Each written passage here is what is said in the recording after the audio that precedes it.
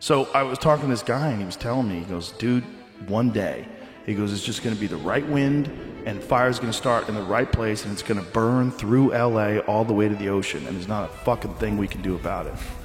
We are not out of danger. The National Weather Service has predicted that the winds are going to pick up and get worse. I would have thought the firemen would take a stand on a certain area. Maybe they did and I'm just not seeing it. Pourquoi cette bouche d'incendie s'est-elle retrouvée à court d'eau en plein milieu des flammes? C'est la grande question que tout le monde se pose. Bien sûr, les accusations ont déjà commencé. Nous sommes là pour éclaircir les faits. Nous expliquerons comment ce système fonctionne et pourquoi il est tombé en panne, laissant la bouche d'incendie à sec en l'espace de quelques heures seulement. Il y a quelques problèmes clés. L'un d'eux est que la pression de l'eau a chuté après seulement 40 minutes en raison de la quantité d'eau utilisée. Autre problème de taille, le réservoir de Pacific Palisades était vide au moment où l'on en avait le plus besoin, peut-être en raison de réparations en cours. Plus de détails dans la vidéo qui suit. Avant d'expliquer pourquoi la bouche d'incendie s'est asséchée, il faut d'abord comprendre les principes de base de son fonctionnement. Bien que les bouches d'incendie semblent simples en apparence, leur fonctionnement dépend d'un système complexe caché sous terre. La structure commence par une base de support en béton, qui assure la stabilité du presse-étoupe. Ce presse-étoupe sécurise la connexion entre la bouche d'incendie et son embranchement, assurant ainsi sa durabilité et sa résistance à la pression. L'embranchement est ensuite raccordé à un robinet vanne qui régule le débit d'eau. Cette vanne est enfermée dans une boîte à vanne munie d'un couvercle pour en faciliter l'accès. Au cœur du système se trouve la conduite d'alimentation principale qui relie la borne d'incendie à une citerne ou à un réservoir d'eau. Ces bouches d'incendie humides dépendent entièrement de l'alimentation principale en eau et sont interconnectées avec des centaines d'autres bouches d'incendie sur l'ensemble du réseau. Lors d'un incendie, plusieurs bouches d'incendie peuvent puiser simultanément dans la même réserve d'eau. Si cette interconnexion garantit une large couverture, elle signifie également qu'une forte demande peut submerger le système, entraînant une baisse de la pression, voire une perte totale du débit d'eau. La compréhension de cette ingénierie souligne l'importance de maintenir des systèmes d'approvisionnement en eau robustes pour soutenir des opérations de lutte contre l'incendie efficaces. Le réseau de distribution d'eau a dû faire face à une pression sans précédent, avec une demande 4 fois supérieure à la normale pendant l'incendie en Californie. En l'espace de 40 minutes, les services d'urgence ont fait appel à 40 équipes d'intervention, soit environ 200 véhicules de pompiers. Pour mettre les choses en perspective, ces 200 engins étaient connectés simultanément aux bouches d'incendie, tentant tous de puiser de l'eau dans le même réseau au même moment. Or, les canalisations d'eau ne sont conçues que pour un débit limité. Un problème supplémentaire se pose lorsque les bouches d'incendie sont situées dans des zones en pente. Ces systèmes dépendent fortement des réservoirs d'eau qui fournissent une pression suffisante pour pousser l'eau dans les tuyaux jusqu'aux maisons et aux bouches d'incendie situées en hauteur. Lorsque le niveau de l'eau dans ces réservoirs baisse trop, le système n'est plus en mesure de maintenir une pression suffisante. Sans cette pression nécessaire, les bouches d'incendie situées en hauteur ne fonctionnent plus, ce qui entrave encore davantage les opérations de lutte contre les incendies et rend les zones critiques vulnérables. Nous allons voir ce qui a provoqué le fonctionnement à sec des bouches d'incendie. Le manque d'eau a probablement entravé les efforts de protection de certaines habitations et de certains couloirs d'évacuation. L'une des principales raisons pour lesquelles la borne d'incendie n'a pas pu pomper l'eau est que, lorsque l'incendie s'est déclaré à Pacific Palisades, un réservoir DWP situé à proximité était également hors service, vide pour cause de réparation. Ce grand réservoir de Pacific Palisades, qui fait partie du système d'approvisionnement en eau de Los Angeles, était hors service. Un violent incendie de forêt a détruit des milliers de maisons et d'autres structures dans les environs. Les autorités ont indiqué que le réservoir de Santa Ynez était fermé depuis le mois de février pour réparation de sa couverture, laissant un complexe de stockage d'eau de 442 millions de litres vide au cœur de Pacific Palisades pendant près d'1 an. Voici les images avant et après qui montre l'étendue des dégâts subis par les propriétés à Los Angeles. Cette image provient du quartier d'Altadena où s'est produit l'incendie Dayton. Grâce aux caméras infrarouges de Maxar, on peut clairement voir les incendies qui font rage au sol. Voici d'autres images avant et après, également prises dans la région d'Altadena. La lueur orange sur ces images indiquent que des incendies étaient en cours à ce moment-là. En fait, la plupart des incendies ont commencé mardi, alimentés par les vents forts de Santa Ana qui avaient la force d'un ouragan. Avec des rafales de plus de 112 km/h, il s'agit de l'incendie de Palisade. Il a débuté à 10h30, heure locale, le mardi 7 janvier 2025.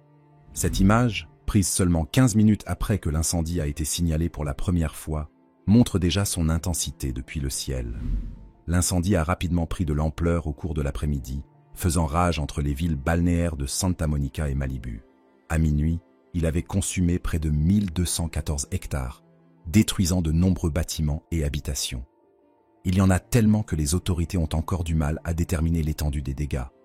La cause des incendies n'a pas encore été identifiée, mais ce que nous savons, c'est qu'ils ont été attisés par des vents violents et secs, soufflant du nord-est. Ces vents, connus sous le nom de vent de Santa Ana, s'accélèrent lorsqu'ils atteignent le terrain montagneux autour de Los Angeles. C'est ce que montrent les bandes roses et violettes sur les cartes météorologiques, qui indiquent les zones touchées par ces vents diaboliques. Les vents de Santa Ana réduisent aussi considérablement le taux d'humidité, ce qui assèche la terre et la rend plus inflammable. Avec des vents atteignant jusqu'à 96 km/h, ces conditions sont si extrêmes que les avions de lutte contre les incendies n'ont pas pu décoller. Les chefs des pompiers décrivent la combinaison d'un faible taux d'humidité, d'un sol sec et de vents violents comme l'une des pires conditions d'incendie que l'on puisse imaginer. La Californie du Sud a récemment connu un été exceptionnellement chaud, avec presque aucune précipitation pendant ce qui devrait être la saison des pluies. Cette carte illustre les précipitations des 60 derniers jours par rapport à la moyenne pour cette période. Les zones brunes autour de Los Angeles indiquent les régions qui n'ont pratiquement pas reçu de pluie, laissant la terre desséchée et hautement inflammable. Cette combinaison de facteurs a créé une situation désastreuse pour des milliers d'habitants de Los Angeles, dont beaucoup ont été contraints de fuir leurs maisons. Ces maisons, qui appartenaient souvent à des personnes riches et célèbres, ont été réduites en cendres en l'espace de quelques heures. Telle est la triste réalité à laquelle sont confrontés les Californiens, qui doivent faire face à une saison des feux de forêt de plus en plus intense et prolongée. 7 incendies sont actuellement en cours en Californie. L'incendie de Palisade a été signalé pour la première fois à 10h30, 18h30 GMT, le mardi 7 janvier. En l'espace de 20 minutes, il est passé d'un incendie de 8 hectares à plus de 81 hectares. Mercredi soir, l'incendie s'est étendu à environ 6475 hectares et au moins 30 000 personnes ont reçu l'ordre d'évacuer leur domicile. L'incendie Eaton s'est rapidement étendu pour couvrir 404 hectares dans les 6 heures qui ont suivi son déclenchement. Il s'est déclaré à Altadena, dans les collines surplombant Pasadena, vers 18h30, heure locale, mardi. Les pompiers sont immédiatement intervenus, mais ils ont dû faire face à des vents violents et à une végétation sèche qui ont alimenté l'expansion rapide de l'incendie. Mercredi soir, l'incendie s'était étendu sur plus de 4046 hectares, causant d'importantes destructions aux habitations et aux infrastructures de la région. 5 décès ont été signalés et plusieurs personnes ont été blessées par l'inhalation de fumée ou des brûlures. Plus de 300 pompiers ont été déployés pour combattre l'incendie, en utilisant des largages d'eau aériens et des équipes au sol. Mais les efforts de confinement ont été entravés par des vents changeants et des ressources limitées. L'incendie de Hearst a commencé à brûler juste au nord de San Fernando vers 22h10 heure locale, mardi. Il a rapidement atteint une superficie de 343 hectares, comme l'ont confirmé les autorités locales, ce qui a entraîné des ordres d'évacuation dans la ville voisine de Santa Clarita. L'incendie a consumé plusieurs structures et en a menacé d'autres, déplaçant des dizaines de familles. Les équipes de pompiers ont travaillé toute la nuit pour créer des coupe-feux et protéger les zones vulnérables. Jeudi matin, la progression de l'incendie s'était ralentie, grâce à l'effort concerté des intervenants d'urgence, mais des points chauds subsistent. L'incendie de Woodley s'est déclaré dans le parc de Woodley vers 6h15, heure locale, mercredi, selon le service des pompiers de Los Angeles. Contrairement aux autres incendies, celui-ci a été rapidement circonscrit en raison de sa taille réduite et de l'intervention rapide des pompiers locaux. L'incendie a été déclaré entièrement circonscrit dans l'après-midi, sans qu'aucun blessé ni dégâts matériels importants ne soient signalés. Cet incident a souligné l'importance d'une réponse rapide pour minimiser l'impact des incendies de forêt. L'incendie Olivas s'est déclaré dans le comté de Ventura, au nord-ouest de Los Angeles, et a brûlé sur une superficie d'environ 4 hectares. Il a lui aussi été rapidement maîtrisé par les équipes de lutte contre les incendies. Bien que l'incendie lui-même n'ait causé que des dégâts minimes, il a rappelé la vulnérabilité accrue de la région pendant la saison des feux de forêt. Les autorités du comté de Ventura ont salué la collaboration entre les agences locales pour empêcher l'incendie de se propager davantage. Le League Fire s'est déclaré mercredi vers 14 h dans la région du mont Misacton, au nord de Los Angeles. Cet incendie s'est étendu sur près de 141 hectares dans la soirée, et, à 21 h, il avait été circonscrit à 40%. Le terrain accidenté de la région du mont Misacton a posé des problèmes supplémentaires aux pompiers, qui ont dû faire appel à des hélicoptères et à des équipes spécialisées au sol pour accéder aux zones difficiles d'accès. Plusieurs résidents ont été évacués par précaution et des abris temporaires ont été mis en place pour accueillir les personnes déplacées. L'incendie Sunset s'est déclaré vers 18 h dans les collines d'Hollywood, un quartier résidentiel surplombant le quartier historique d'Hollywood. Il s'étend actuellement sur environ 20 hectares et est contenu à 0% selon les derniers rapports. La proximité de l'incendie avec des zones densément peuplées a suscité des inquiétudes quant aux dommages potentiels causés à des monuments et à des maisons emblématiques. Un ordre d'évacuation obligatoire est toujours en vigueur et les autorités locales ont demandé aux habitants de rester informés et prêts à partir à tout moment. Cependant, les efforts de lutte contre les incendies ont été compliqués par des défis plus vastes. Une lettre du chef des pompiers de LA, Kristen Crowley, datée du 17 décembre 2024 et susceptible d'avoir fait l'objet d'une fuite, mettait en garde la maire Karen Bass contre les répercussions des récentes coupes budgétaires. Selon cette lettre, la réduction de 17 millions de dollars du budget du service a fortement limité la capacité du service à se préparer, à s'entraîner et à répondre aux urgences de grande ampleur, y compris les incendies de forêt.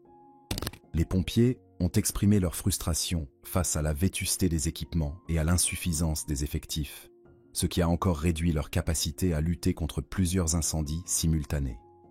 Cet avertissement souligne le rôle essentiel que joue un financement suffisant dans le maintien de la préparation aux catastrophes naturelles et autres situations d'urgence.